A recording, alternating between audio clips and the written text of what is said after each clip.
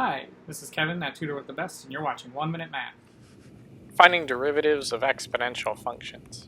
Here we're just going to look at the parent function y equals e to the x. This one's a little bit special because its derivative is just going to be itself. It's in fact the only function whose derivative is itself.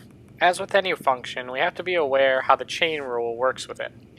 So let's take a look at if we had y equals e to the u, or u could be any function. Its derivative is going to be itself, e to the u, but then we have to finish the chain rule by multiplying by the derivative of u. Here's an example. Y is equal to e to the cosine of x.